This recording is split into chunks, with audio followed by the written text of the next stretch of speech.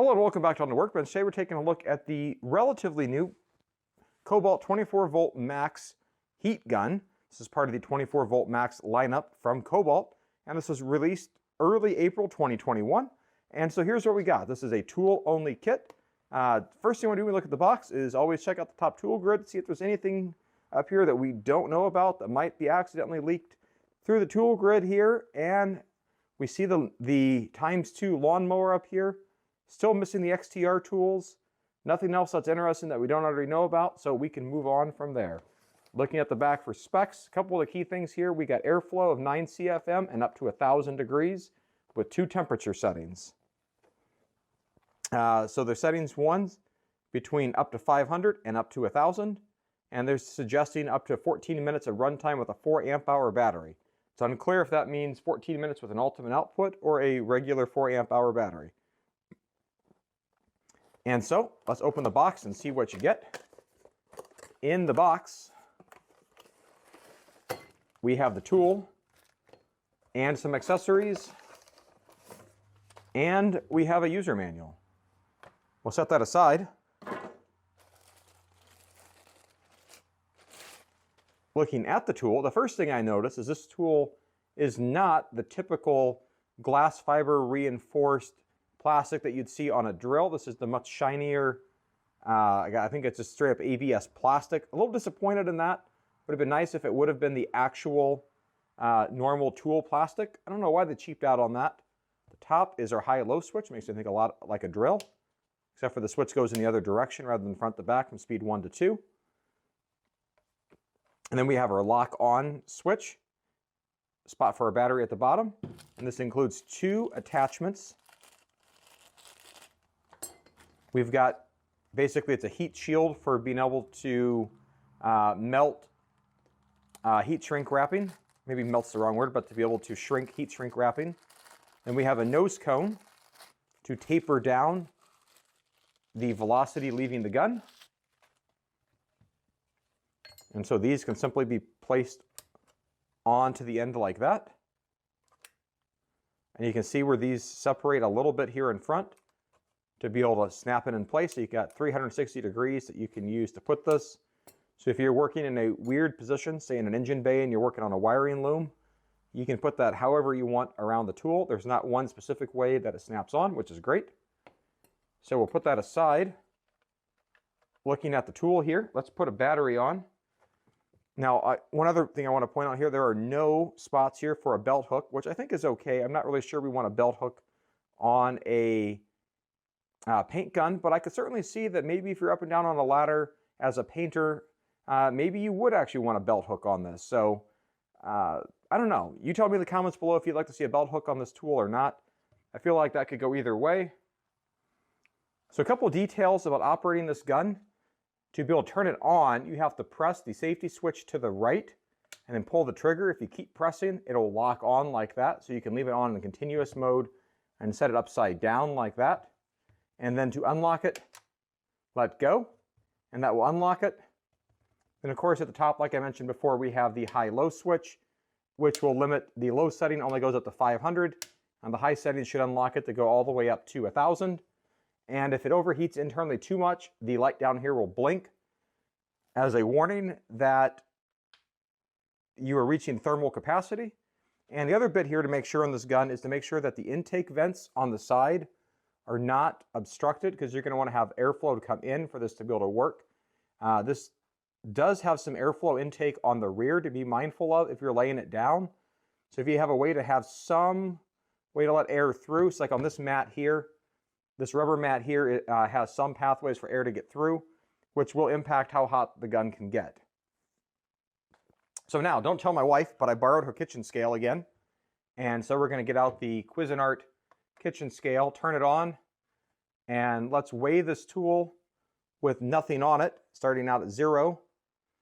So as a bare tool, we're looking at 22.38 ounces, or 635 grams. And now the next thing I want to do is I want to check the claim of its temperature setting as well as the runtime on a 4 amp hour battery. So I've got a freshly charged 4-amp ultimate output battery, fully charged 4 bars straight off the charger, to be able to give it the best case scenario, if you will, for how much runtime and heat do we think we could get out of this tool. And so to help me out with that, I've got a few accessories I'm going to be putting together for this test. So obviously we're going to be putting the battery on like this.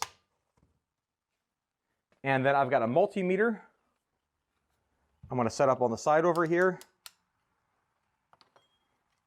And then I'm also going to put on one of these heat shields here to hopefully collect some of that heat, again, to try to help us achieve a best case scenario, if you will.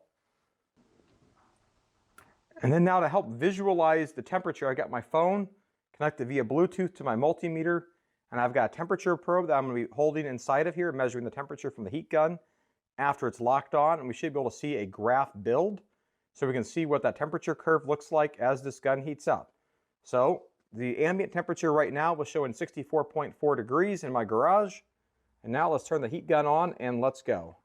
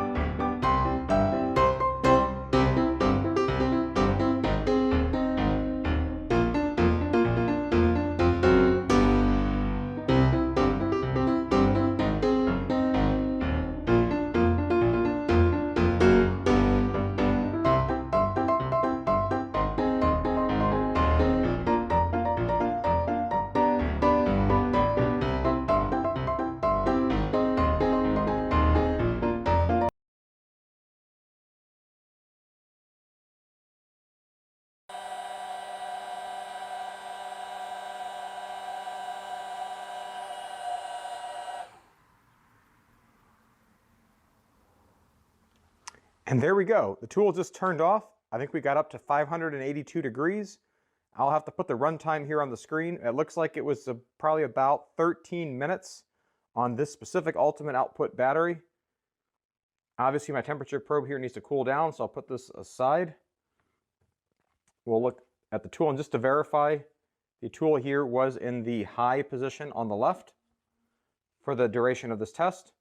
And now if we look at this battery, you can see all 4 bars are blinking there because this is now run out of heat. It was also pretty clear that this tool cycles back and forth from when it's on to when it's cooling down. And in my opinion, this was a best case scenario test because by being upright, all of the vents were accessible. There was no risk of blocked vents on the rear for being able to pull in air to heat up to then push out the business end of the tool. And so at least to me, this was a best case scenario test.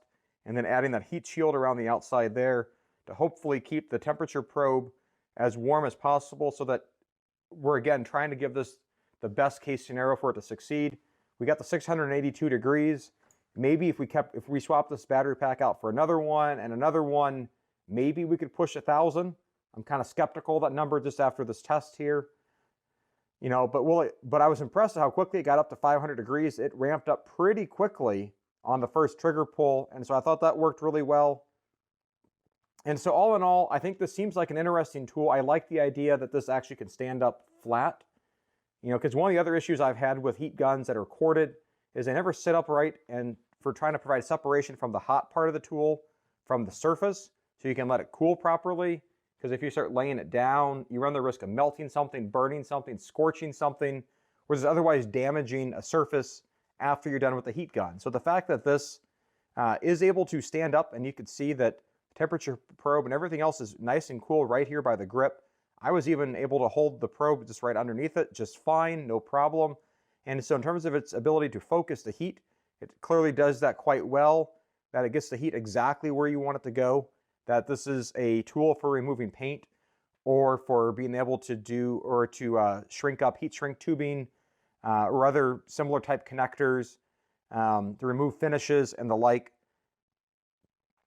So there's all sorts of uses for this. for heating up old rusty bolts, for trying to have that heat to be able to provide a thermal reaction to help break loose old rusty fasteners, combined with some penetrating oil. You got to be careful with the flash point, obviously, but the fact that this also lays back sideways for benchtop work, as well as being cordless, you're going to get into, say, an engine bay, like I mentioned before, if you need to redo any automotive wiring under the hood or elsewhere in a passenger compartment, that the fact that you don't need cords that wrap around, and that, whether it's the 13 minutes or so that I just saw, plus or minus whatever it was, I think we could probably get a little more runtime if I put it in low. I think that's pretty generous, combined with the fact that Kobalt batteries are probably the cheapest ones out there, and it's not hard to quickly amass a collection of Kobalt batteries if you're in the line. And so if you know you're going to be needing this tool quite a bit, just make sure you got a handful of charged up batteries if you think you might be more than 10 minutes.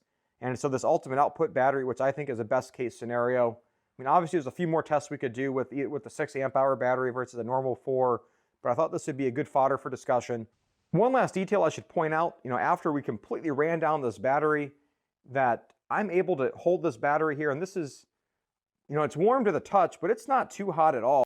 And if I touch my temperature probe to the bottom of the battery pack,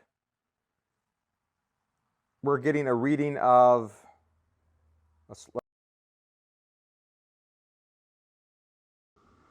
all right, so we can see with the temperature probe on the battery, we're coming in somewhere around a touch over 90, 91 degrees, give or take, maybe a little higher. Like, it's definitely easy to touch on the hands and hold. It's not going to burn you. It's not going to scald you. It doesn't strike me as being dangerously hot. It strikes me as just being warm. And if you're using this on a warm summer day, you probably wouldn't even notice. And maybe that's how you get to that 1,000 degrees, is if you're starting on a nice warm day. That's 90, 100 degrees outside, and the air that's coming in to be heated up is already preheated, if you will, by the sun, versus the 65-degree air in my garage right now in April. So that's how the battery did. So there's no issue with the battery overheating or hitting some crazy thermal mark. I don't think that 90+ degree temperature is too ridiculously hot for the battery. It'll cool down relatively quickly, and put it back on the charger and be ready to go again. One other detail I should add, and I'm not sure how visible this is, I just took the battery pack straight off the tool and onto my 4-port fast charger. And you can see it's giving me a red light here. I'm not sure how well that's going to show up on camera, but it indicates that the battery is too hot to charge. So it is going to take a little bit for this to actually have to cool down before the charger will go ahead and charge it up. So there's a little bit of a drawback there, that you can't put this battery just straight onto the charger. So we'll let it cool, and that's maybe another good issue with the belt hook, or the lack thereof, is the fact that when the tool is on the battery, it has a nice flat base to be on, and the battery can cool when you're done. Otherwise, if the business end is hot, you're going to have to set it down on its back like that to keep the business end of the tool away from damaging something else, and then flip the battery over like this to let it cool down, and then put on the charger. And so all in all, for about 90 bucks, I don't think this is too bad of a tool.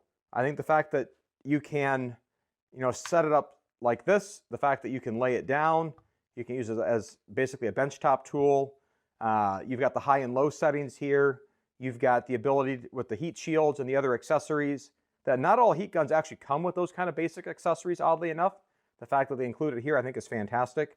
And so for 90 bucks, yeah, it's definitely pricier than a corded tool, but the fact that I can set this down after I'm done and I don't have to worry about the business end of the tool falling over or damaging some other surface, I think is a big win over most corded models. And, and I think the uses for this are quite broad and varied. So yeah, it's a little pricey.